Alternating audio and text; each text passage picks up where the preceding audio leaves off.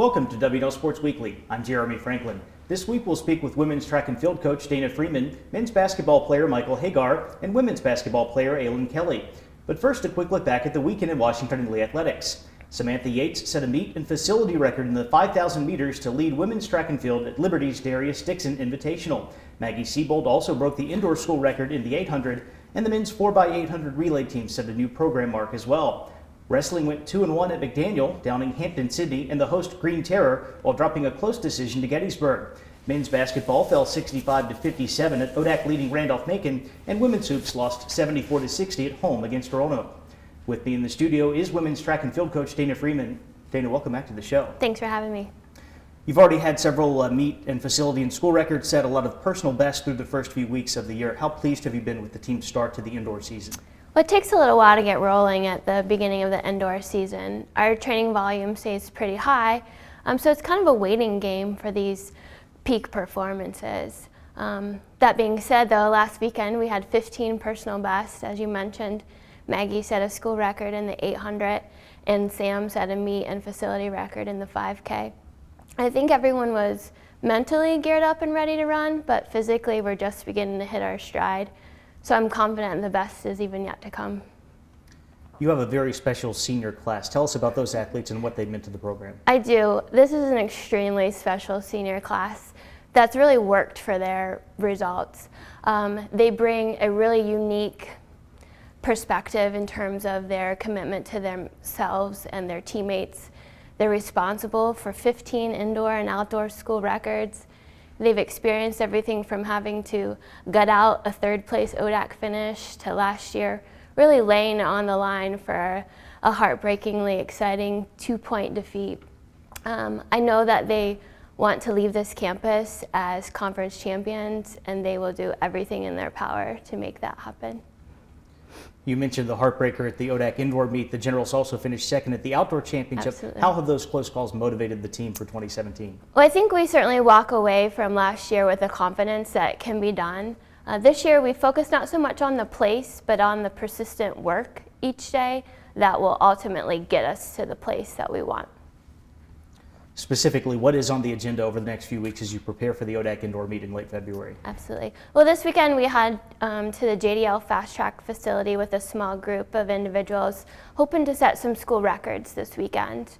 We'll then head to the Naval Academy for a women's only meet that last year proved to be a pretty fun experience for the women's team. We'll get a chance to see the conference meet facility again before the conference meet.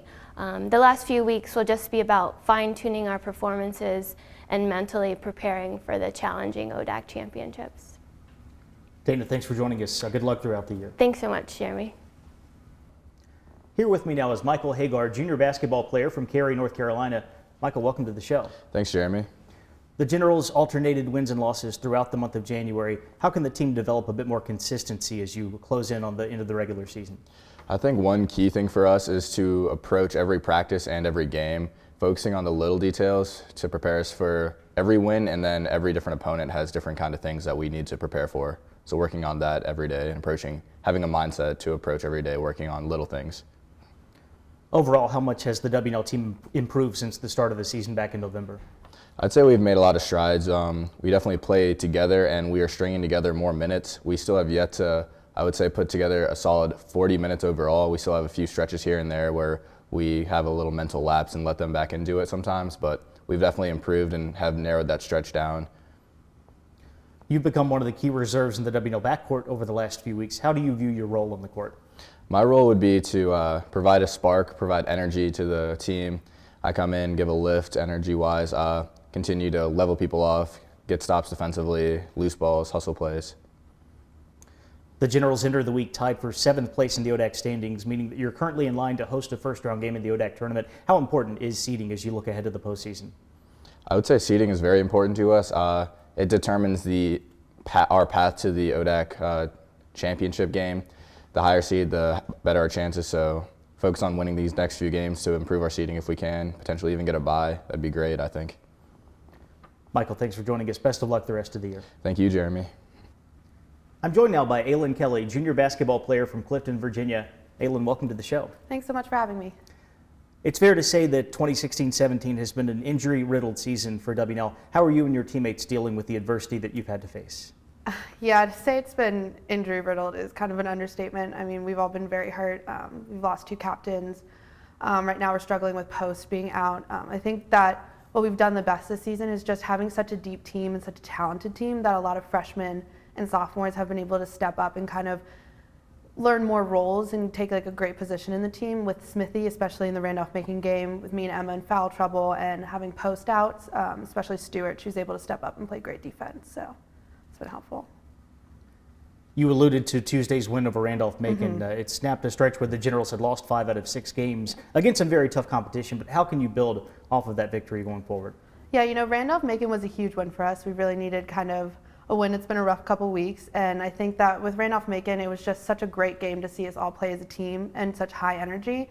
So going forward in the next couple weeks, we really just want to focus on the confidence and the energy that we had in that game, because it translates so well into our defensive game and our offensive game when everyone's just playing as one and playing together. So whatever happens the rest of the way in the regular season, you'll have a chance to make some noise in the ODAC tournament. How confident are the Generals that you can play with anybody in the league? Yeah, I mean, that's the great thing about basketball and about the ODACs, is that you always have postseason. So no matter kind of how much you struggle during a season, you can always make a run. And I'm overly confident that we can compete with anyone in the ODAC. I mean, we have, again, such a deep team and so much talent from the guard position. We have Taylor, who shoots a 3, Emily as a driver. With Jackie coming back, hopefully in the next couple weeks, we'll add to that. And then post-wise, I mean, you have Andrea, Emma, me, Smithy, and Stewart. So you kind of have a range of people that can score. So what do the Generals need to do on the court to get ready for a potential postseason run? You know, I think the biggest thing for us right now is just focusing on a team mentality, because again, we do have so many different ways to score, is that it's kind of hard sometimes to balance that. So our big thing right now is sitting down and like making sure we're setting up our teammates on offense, good execution, running the offensive plays, and also defense. I mean, defense was a huge thing for why we won against Macon, and I think we all realize now that our offense kind of comes from our defense, and so playing high intensity for a full 40 minutes will be very important. Ailyn, thanks for joining us. Good luck with the rest of the year. Thanks so much for having me. It's time now for a look at the upcoming weekend. Men's and women's track and field travel to Winston-Salem, North Carolina for the JDL Camel City Invitational, which starts on Friday. Wrestling makes the short trip to Buena Vista to face Southern Virginia on Friday evening before returning home on Saturday for Centennial Conference matches against Stevens and Johns Hopkins. Men's basketball will play host to Guilford on Saturday afternoon, while women's basketball visits Virginia Wesleyan. For W&L Sports Weekly, I'm Jeremy Franklin. Thanks for watching.